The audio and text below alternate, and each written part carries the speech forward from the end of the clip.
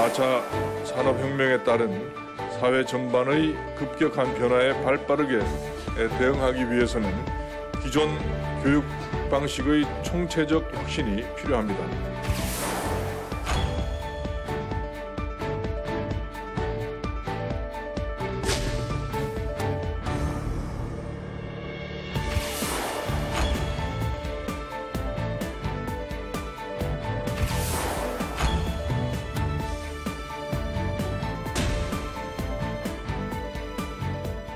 사 차 산업혁명이 다가오면서 미래를 이끌 인재 육성을 위해 교육 정책도 변화하고 있습니다.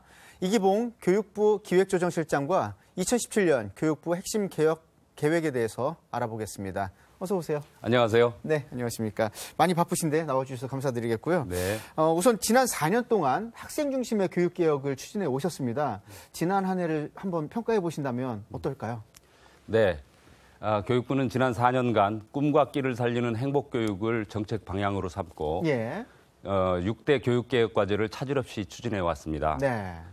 그 결과 교육 현장에서 가시적인 변화가 일어나고 있다고 말씀드릴 수가 있겠습니다. 네. 먼저 초중등 교육 분야와 관련해서는 학생들이 그동안 입시와 경쟁 위주의 교육에서 탈피해서 다양한 배움과 체험을 할 수 있도록 자유학기제를 전면 확대했고 2015 개정 교육과정을 도입을 추진했습니다. 네. 그래서 미래 인재에 맞는 교육과정이 되도록 노력을 해나갈 생각입니다. 네.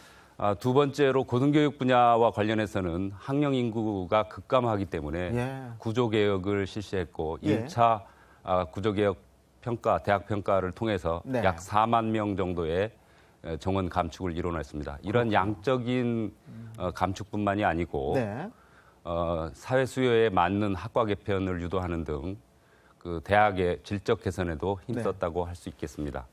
마지막으로 직업교육 분야와 관련해서는 산학 일체형 도제학교를 확대하고 NCS 기반의 교육과정을 전 실업계 고등학교에 적용하는 등 능력 중심 사회의 여건도 갖췄다고 생각을 하고 있습니다. 네, 정말 많은 변화를 추진해 오셨고요. 또 많은 부분에서 빠르게 변화하고 또 적응해 가고 있습니다.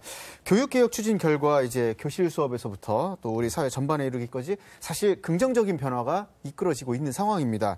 지난 9일이죠. 교육부 업무 보고 있었는데요. 이제 관련 내용 한번 알아볼까 합니다. 올해 가장 중점적으로 두고 있는 핵심 내용 어떤 것들이 있을까요? 네, 초중등 교육과 관련해서는 그 자유학기제로부터 촉발된 교실 수업 혁신을 전 그 학교 학급에 적용하는 문제를 집중적으로 추진을 하겠습니다. 그래서 학생 참여형 수업이라든지 과정 중심의 평가가 일반화되도록 노력하겠습니다. 두 번째는 대학의 경쟁력을 획기적으로 제고하는 문제가 있겠습니다. 그래서 학사 제도를 유연하게 대폭 완화를 하고 대학 특성에 맞는 재정 지원 제도도 개편을 해서 대학이 특성화되고 경쟁력을 갖도록 유도하겠습니다. 네, 크게 지금 두 가지, 세 가지, 네 가지 이렇게 얘기해 주셨는데 자유학기제가 굉장히 좀 관심이 많습니다, 사실. 교육개혁 일환으로 지난 4년 동안 추진이 되어 왔고요. 지금 뭐 자유학기제라든지 도제학교 어느 정도 안착기에 들지 않았나 생각이 드는데 더 큰 과제가 있다고 얘기를 들었습니다. 이제 어떤 계획 갖고 계신지 궁금하거든요. 네, 그 자유학기제로 촉발된 교실의 어떤 수업 변화, 그것을 타 학기, 타 학년까지 확대하는 문제가 있습니다. 그래서 그걸 위해서 저희들이 노력을 할 건데 그 금년도에는 집중적으로 자유학기제와 일반 학기를 연계하는 그런 시범학교를 한 400개 정도로 확대를 하고 내년부터는 자유학년제까지 학년제로요? 할 수 있도록 검토를 해 나가겠습니다. 도제학교와 관련해서는 산학 일체형이기 때문에 이것들이 기업과의 협력이 필수적입니다. 그럼에도 불구하고 작년에 60개교 정도 운영하던 것을 올해는 한 200개교까지 확대를 할 예정이고 NCS 교육과정은 내년도까지 그 모든 실업계 고등학교에 전면 적용을 준비토록 그렇게 하겠습니다. 국가직무능력 기반 교육을 18년까지, 내년까지 전면 적용한다. 굉장히 큰 부분인데 현장성 높은 교육, 직업 교육도 확립하겠다 이게 또 있습니다. 그렇습니다. 이 부분은 어떤 내용인가요? 우수한 인재를 양성하시겠다는 얘기를 하나 더 갖고 계신데, 그러니까 국가 NCS를 중심으로 해서 네. 현장에 그 필요로 하는 인재를 확실하게 양성하겠다는 거죠. NCS를 통해서 그렇게 네. 하신다는 얘기를 하신 거군요. 지금 기초 과목이 178개, 뭐 실무 과목 293개 지금 예. 얘기를 하고 있는데 굉장히 학생들한테는 도움이 많이 되지 않나 싶기도 하고요. 이제 아이들의 흥미와 적성까지 살려줄 수 있는 이 교육을 위해서 학습 선택권도 확대를 한다 얘기를 하고 있는데 네. 이 가운데 대표되는 게 지금 미네르바 스쿨입니다. 네. 예, 온라인 실시간 교육을 도입한다 얘기를 하고 계시는데 이건 어떤 방식으로 추진되는 건가요? 네, 그동안 학생들의 학습 선택권 보장을 위해서 다양한 노력을 해왔지만 네. 지금 교원 수급 문제라든지 학교의 여건상 학생들에게 다양한 과목을 개설해주지 못하고 있는 게 사실입니다. 네. 특히 심화 과목이나 소수의 학생들이 선택한 과목들에 대해서는 그 일정한 한계가 있을 수밖에 없는데요. 예. 저희가 지금 IT 강국으로서 이런 미네르바 스쿨의 모형을 따서 예. 온라인 실시간 교육을 제공을 해서 학생들의 어떤 학습 선택권을 보장해 주려고 네. 하는 것입니다. 그러면 그동안의 온라인 교육과 좀 차이점이 있다라고 한다면 녹화를 바탕으로 한 그 교육이었다. 온라인 교육이었다. 일방향 교육이었다면 일방향 교육이었다라고 한다면 이번에는 쌍방향 그리고 두 번째는 실시간 교육으로 교육을 할 수 있어서 어떤 토론 수업이라든지 협력 수업이 가능한 그런 수업 모델이 되겠습니다. 그럼 면대면 또는 뭐 교우 관계에 대한 뭐 부족한 부분에 대한 우려는 그 자체가 없어진 거나 다름없는 거네요. 그렇습니다. 그렇죠. 실시간으로 쌍방향 교육을 할 수 있는 미네르바 교육 굉장히 또 관심을 갖고 봐야 될 부분인 것 같은데요. 이제 4차 산업혁명을 대비하고 있는 부분에서 또 한번 얘기를 해보겠습니다. 2018년도 중학교 과정에서 소프트웨어 교육이 의무화된다 얘기를 하고 있습니다. 예. 이게 어떻게 준비되고 있는지 궁금한데요. 네, 이미 발표해드린 바와 같이 네. 2018년도부터 중학교는 34시간의 그 소프트웨어 교육을 필수적으로 받도록 교육과정이 개정이 됐습니다. 예. 여기에 이제 필요로 하는 부분이 교원을 제대로 확보할 수 있느냐, 전문적인 컴퓨터 교사를 양성하고 네. 연수하고 확보하느냐 하는 문제 하나하고 예. 컴퓨터 교실을 비롯해서 여건 조성을 충분히 할 수 있느냐 하는 게 네. 관심이 되겠습니다. 그래서 금년도에는 저희들이 예측을 해보니까 그 컴퓨터 교사가 약 2,500명 정도 필요한데 1,800명 정도는 이미 확보가 돼 있어서 네. 나머지 한 600명 정도의 교원들을 매년 한 200명씩 뽑아 들어갈 생각을 갖고 있고요. 그렇군요. 그다음에 인프라와 관련해서는 지금 컴퓨터 교실이 없는 학교가 전체 3,200개 중학교 중에서 한 78개 정도로 파악되고 있습니다. 그럼 거의 다 보급이 된 상태라고 네, 보는 보급이 거네요. 돼 있다라고 보고 있고 예. 이들 학교에 대해서도 내년까지 다 컴퓨터실을 완비하도록 하고 예. 그다음에 노후 기자재와 관련된 부분들도 보완해 나갈 그런 방침입니다. 그렇군요. 소프트웨어 교육이 의무화되는 만큼 이제 장비도 더 현실화되고, 그러니까 최근 시스템에 맞는 장비로 교환 예정에 있고, 또 무엇보다 이 전산 담당하시는 교사분들을 좀 더 충당할 수 있을 것 같아서 예, 그 부분에서도 굉장히 좀 좋은 기회가 있을 거라는 생각이 들고요. 네. 이제 대학이 가진 지식 부분이 있습니다. 그리고 기업이 갖고 있는 기술. 이게 잘 협력만 되면 또 좋은 결과물이 만들어지는 건데 산학협력을 마침 또 협력을 강화하실 거라는 얘기를 했습니다. 이 부분에 대해서는 어떤 계획 갖고 계신지 궁금하거든요. 예, 그 대학이 그 갖고 있는 3대 기본 기능이 있습니다. 네. 교육, 연구, 사회, 봉사인데요.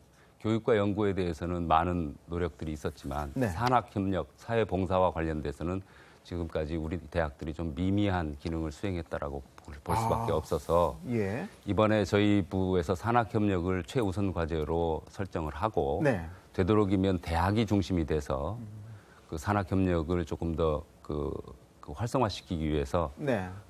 두세 가지 방점을 갖고 진행을 시키고자 합니다. 네. 맨 먼저는 그동안의 산학협력이 공학이나 자연과학 중심으로 이루어져 왔는데 그 분야를 네. 인문사회 분야나 예체능까지도 확대를 해서 좀 다양화하려고 합니다. 예. 그래서 대학의 거의 모든 부분이 산학협력의 장으로 활용될 수 있도록 예. 이렇게 유도를 하고요.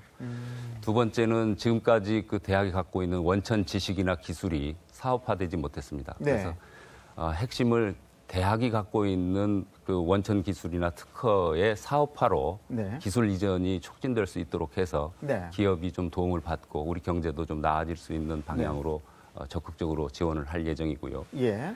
마지막으로는 지금 올해 그 예산 과정에서도 한번 나오긴 했습니다만 대학의 창업펀드 조성을 시도하고 있습니다. 예. 그래서 약 160억 정도 조성할 예정인데요. 예. 이렇게 되면 대학발 어떤 창업 문화가 확산되는 여건도 갖춰지리라고 보여집니다. 네. 이러한 모든 것은 어떻게 보면 이제 그 민관 학이 네. 그 어떤 협의체를 만들어서 공동으로 운영하는 서로 지원하고 신뢰하는 그런 문화 조성도 예. 반드시 필요하다고 생각을 하고 있습니다. 어떻게 보면 이번 계획이 그동안에 뭐 이공계 중심으로 좀 키워보겠다 했던 그러다 보니까 또 다른 분야에서는 또 소외감을 느끼지도 않았나 생각 좀 해보는데 이게 좀 해소되지 않나라는 생각도 해보게 네, 되고요. 물론입니다. 그리고 예. 4차 산업혁명에는 반드시 이공학 분야뿐만이 아니고 네. 인문학을 바탕으로 한 어떤 예체능 문제도 같이 융합적으로 산업화될 수 있는 가능성이 있다고 생각합니다. 네, 그리고 또 뭐 인문학을 바탕으로 과학까지 한다 그러면 뭐 그야말로 사람을 위한 기계 기술 여러 가지 또 개발할 수 있는 부분이 더 시장이 넓어지거든요. 그래서 우리가 조금 더 관심을 갖고 볼 수 있는 부분이 아닐까 생각을 해봅니다. 올해 또 대학하고 대학원의 다양성을 키우기 위해서 대학 학사제도 개편한다 얘기가 또 있습니다. 이 부분은 어떻게 바뀌게 되는지 좀 자세히 설명 부탁드릴게요. 네, 지금 대학이 학사 문제와 관련해서 좀 제약을 갖고 있는 게 사실입니다. 네. 대표적인 게 이제 학기 문제인데요. 예. 그동안 2학기 내지 4학기로 제한이 돼서 그렇죠. 일반적으로 그렇게 했죠. 예. 뭐 필요한 경우에는 그 여름 방학이나 겨울 방학을 네. 계절 학기로 운영하는 정도로 경직되게 운영되고 있었습니다. 예. 이거를 이번에 저희가 5학기 이상도 가능하도록 학기 유연화 제도를 도입했습니다. 아, 그렇군요. 네. 그럼 1년 안에 학기를 더 둘 수도 있다 얘기네요. 대학의 필요에 따라서 그러면은 졸업 시기가 당겨질 수도 있고 더 전문화시킬 수도 있고. 네, 그렇습니다. 그러니까 대표적인 게 이제 그 신입생 오리엔테이션 학기 같은 거를 둬서 예. 대학에 지나가는 학생들이 충분히 어떤 그 자기의 진로나 네. 앞으로 나아갈 방향에 대해서 탐색해 볼 수 있는 시기를 예. 학기 전체로 확보할 수도 있고 어. 졸업하는 경우에 예. 학기가 모자라서 그 학점을 못 따고 졸업장을 못 받는 경우도 해소될 것 같습니다. 그렇군요. 또 저희가 알기로는 계절 학기를 하면은 왜 전공 과목은 못 듣고 교양 과목을 들어서 시간을 채우는 정도로 예. 알고 있었는데 전공 과목도 계절 학기를 통해서 들을 수 있다는 얘기를 들었거든요. 그렇습니다. 이 또한 같은 맥락에서 예, 같은 맥락에서 대학이 자율적으로 예. 그 학기를 선택할 수 있고 또 학년에 따라서 네. 다른 학기를 적용할 수도 있게 유연화했습니다. 그렇군요.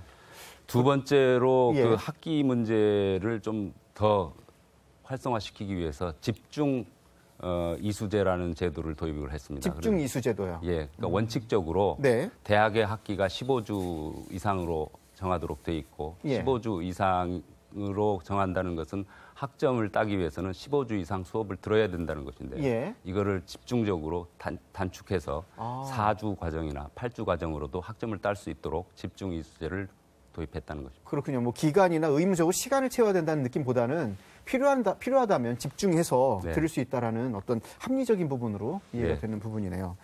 알겠습니다. 그다음에 더 예. 나아가서 융합전공제라는 것도 전공 저희가, 선택제요. 예, 예. 저희가 도입을 하고 있는데요. 예. 지금까지는 전공을 정하려고 그러면 학과가 꼭 개설이 돼 있어야 됩니다. 네. 그렇지만 학과 개편 없이도 다른 학과와 학과가 합쳐져서 예. 새로운 전공을 이수할 수 있도록 네. 다양하게 운영할 수 있다는 얘기입니다. 그렇군요. 학습 경험 인정제까지 또 얘기가 있는데 이게 졸업 학점의 5분의 1번까지 인정된다 얘기가 있네요. 그러니까 산업체나 연구소에서 연구하거나 그 기술 경험을 습득한 경우에 이거를 학점으로 인정할 수 있다라고 네. 하는 것으로 그 학습 경험 인정제를 통해서 졸업 학점을 좀 쉽게 취득할 수 있지 않겠나 이렇게 생각하고 있습니다. 네, 알겠습니다. 이제 한 달에 사실 뭐 교육비로 지출되는 비용이 만만치 않습니다. 가장 큰 부담이기도 한데 소득이 적거나 자녀가 많다면 이 부담이 더 커지기 마련이겠죠. 네. 그런데 이런 부분에서 부담 없이 아이들 키울 수 있는 방법도 또 고민해봐야 될 부분 아닐까 싶은데 교육 환경은 어떻게 변화할 수 있을까요? 네, 생애 주기적으로 네. 좀 말씀을 드려보겠습니다. 태어나서 0~2세까지는 보건복지부에서 네. 그 보육 과정으로 지원을 하고 있고요. 예. 이제 3세에서 5세까지는 누리과정이라고 해서 교육부가 책임을 지고 예. 무상교육을 시행을 하고 있습니다. 네. 금년도부터는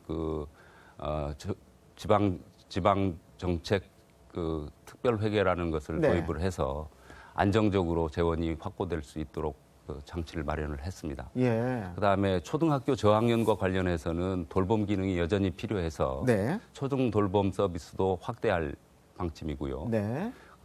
초등학교 상급 학년과 관련해서는 방과후 학교와 연계를 해서 초등학교 돌봄 서비스도 체계적으로 지원할 수 있도록 장치를 마련했습니다. 그렇군요. 중고등학교와 관련돼서는 이제 학비 지원이 문제가 되는데 네. 그 학비 지원과 관련해서는 지금 저소득층 그러니까 중위소득 50% 내지 60% 이하인 학생들에 대해서는 약 1조 원 정도의 네.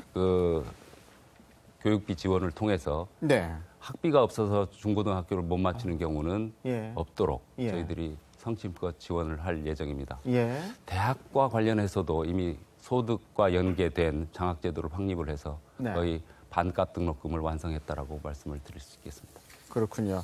자, 이제 학교에서도 뭐 빈번하게 일어나는 뭐 학교 폭력 문제. 사실, 학교에서 안전한 환경을 만드는 것도 좀 중요한 부분 아닐까 싶은데요. 이 또 최근에 뭐 지진 문제도 있습니다. 학교 시설에 대한 안전 얘기도 좀 있긴 합니다. 이런 부분에 대해서 어떤 대책을 또 갖고 계신지 궁금한데 말씀 좀 부탁드릴게요. 네. 예. 학교 폭력은 사실 최근에 감소 추세를 좀 보이고 있습니다. 예. 그래서 다양한 노력들이 성과를 좀 보이는 문제가 있는데요. 네. 여전히 이제 문제가 되고 있는 것은 사이버 그렇죠. 폭력입니다. 예. 그래서 이 문제와 관련해서 스마트폰에 어떤 과다하게 의존하는 경향성을 좀 네. 타개하는 그런 대책을 지난달에 만들어서 발표를 했고요. 네. 그다음에 지난 지진 관련 말씀을 주셨는데 지진과 관련해서도 저희들이 재난 발생 시 행동을 어떻게 하면 되는지 네. 매뉴얼을 만들어서 학교들 다 배포를 하고 실제적으로 한 학기에 1회 이상 실전 연습을 해볼 수 있도록 준비를 철저히 했습니다. 네, 알겠습니다. 미래를 이끌어 나갈 우리 학생들이 잘 키워나갈 수 있는 그런 교육 환경을 만들어주는 것도 우리가 해야 될 중요한 사명이 아닐까 싶습니다. 네, 올해 업무 혁신, 업무 계획을 잘 들어보셨는데요. 좋은 응원 또 한번 해보시면 좋겠습니다. 지금까지 이기봉 교육부 기획조정실장과 함께 얘기 나눴습니다. 오늘 말씀 고맙습니다. 감사합니다.